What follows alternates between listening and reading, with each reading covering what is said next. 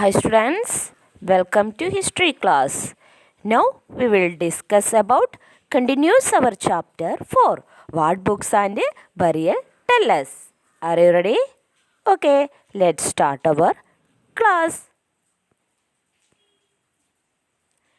Words to describe people.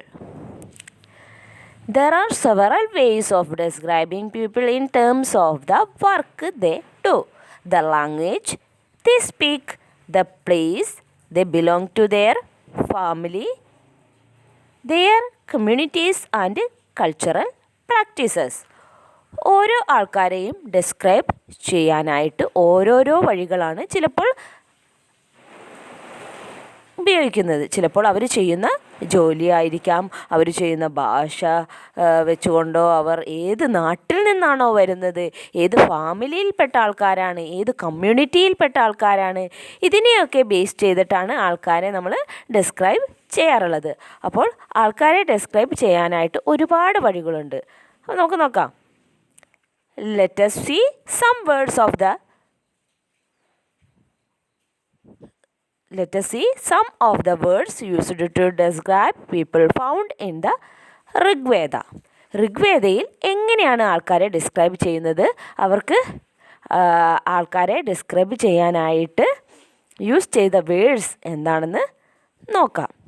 There are two groups who are described in terms of their work. The priests, sometimes called Brahmins, who performed various rituals, and the Rajas. ഋഗ്വേദയിൽ രണ്ടായിട്ടാണ് ആൾക്കാരെ തിരിച്ചിരിക്കുന്നത്. അതായത് അവർ ചെയ്യുന്ന ജോലി അനുസരിച്ച് ഒരു group Brahmins, ഒരു group Rajas. Brahmins എന്ന് പറഞ്ഞാൽ priest, ആചാരങ്ങൾ, ചടങ്ങുകൾ ഇതൊക്കെ ചെയ്യുന്നവരെയാണ് എന്ത് പറയുന്നത്? പ്രീസ്റ്റ് എന്ന് പറയുന്നത്. Then next paragraph. These rajas were not like the ones you will be learning about later. They did not have capital cities, palaces, or armies, nor did they collect taxes. നമ്മൾ ഇനിയും ഈ വർഷവും അടുത്ത വർഷവും കുറേ രാജാക്കന്മാരെക്കുറിച്ച് പഠിക്കാനുണ്ട്. ഇന്ത്യ ഭരിച്ചതും അല്ലാത്തതുമായ രാജാക്കന്മാരുണ്ടായിരുന്നു. ഈ രാജാക്കന്മാരുമായി ഒരു സാമ്യവുമില്ലാത്ത രാജാക്കന്മാരെയാണ് ഈ ഋഗ്വേദത്തിൽ പറഞ്ഞിരിക്കുന്നത്. They did not have capital, cities, palaces or armies, nor did they collect taxes. മറ്റ് രാജാക്കന്മാർ ചെയ്ത കാര്യത്തിൻ്റെ നേരെ ഓപ്പോസിറ്റ് ആണ് ഈ ഋഗ്വേദത്തിൽ ഉള്ള രാജാക്കന്മാർ ചെയ്തിട്ടുള്ളത്. അവർക്കൊക്കെ ക്യാപിറ്റൽ സിറ്റി ഇല്ല, ആർമിയോ പാലസോ ഒന്നുമില്ലായിരുന്നു. അവർ ജനങ്ങളിൽ നിന്ന് ടാക്സ് കളക്ട് ചെയ്തിട്ടും ഇല്ലായിരുന്നു. Generally sons did not automatically succeed fathers as rajas. നമുക്കറിയാം, ഒരു രാജാവിൻ്റെ കാലം കഴിയുമ്പോൾ അടുത്ത രാജാവായി വരുന്നത് അദ്ദേഹത്തിൻ്റെ മൂത്ത മകനായിരുന്നു. പക്ഷേ ഇവിടെ അത് നടന്നില്ല. ഇവിടെ അങ്ങനെ ഒരു സക്സീഡ് ഉണ്ടായിരുന്നില്ല. Then two words were used to describe the people or the community as a whole. One was the word Jana, which we still use in Hindi and the other languages. The other was Vish. The word Vaishya comes from Vish. You will learn more about this in chapter 5. രണ്ട് words ഉപയോഗിച്ചായിരുന്നു അവർ ആൾക്കാരെ describe ചെയ്തിരുന്നത്. അത് രണ്ട് കമ്മ്യൂണിറ്റിയെ ആണ് describe ചെയ്തത്. ജന എന്ന് പറയുന്ന വേർഡ്സും വിഷ് എന്ന് പറയുന്ന വേർഡ്സും. നമ്മൾ നേരത്തെ പറഞ്ഞിരുന്നു എന്ത്? ഋഗ്വേദത്തെ രണ്ടായി ആൾക്കാരെ തിരിച്ചു, പ്രീസ്റ്റും രാജാസും. ഇത് കമ്മ്യൂണിറ്റിയെ രണ്ടായി തിരിച്ചു. എങ്ങനെ? ജന എന്നും വിഷ് എന്നും. ജന എന്നത് ഹിന്ദിയിലും മറ്റു ലാംഗ്വേജിലും ഉപയോഗിച്ചിരുന്നതാണ്.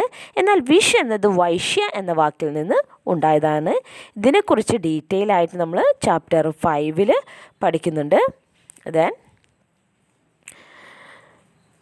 Several wish or Jana are mentioned by name, so we find reference to the Purujana or Vish. the Bharata Jana or wish, the Yadujana or wish and so on. ഓരോ ആൾക്കാരെ മെൻഷൻ ചെയ്യുന്നതിന് ജന wish എന്നത് ചേർത്തായിരുന്നു അവരുടെ പേരുകളിൽ ജന അല്ലെങ്കിൽ wish എന്ന് ചേർക്കുമ്പോൾ അതായത് Purujana or vish, Bharatajana or vish, Yadujana or vish ഓരോ പേരിലും ഇത് ചേർത്തിരുന്നു. Sometimes the people who composed the hymns described themselves as Aryas and called their opponents Dasas or Dasyus. Hinds ശ്ലോകങ്ങൾ ഇത് കമ്പോസ് ചെയ്യുന്നവരെ അവർ ആര്യാസ് എന്ന് സ്വയം വിളിച്ചു. അവരുടെ ഓപ്പോണൻസിനെ ദാസാസ് ഓർ ദാസ്യൂസ് എന്ന് ആണ് പറഞ്ഞിരുന്നത്.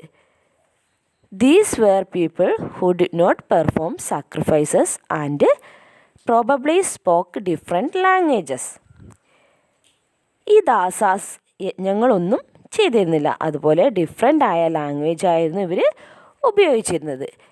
Later the term dasa and the feminine dasi came to mean slave. അതിനുശേഷം ഈ ദാസ എന്നുള്ള ടേം സ്ലേവ് എന്ന അർത്ഥത്തിലേക്ക് മാറി. ദാസ എന്ന് പുരുഷന്മാരെയും ദാസി എന്ന് സ്ത്രീകളെയും വിളിച്ചു.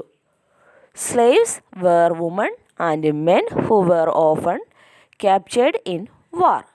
ദേ were treated as the property of their owners who could make them do whatever work they wanted.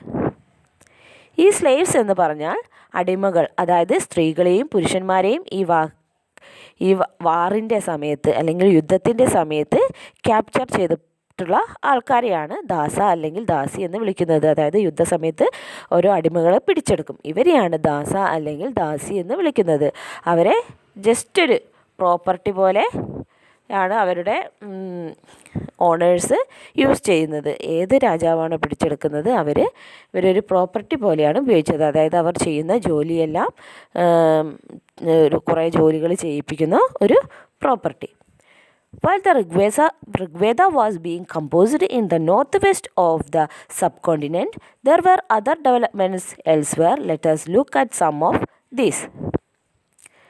ഈ ഋഗ്വേദയിൽ ഈ നോർത്ത് വെസ്റ്റ് സബ് കോണ്ടിനെൻറ്റിൻ്റെ ഭാഗത്ത്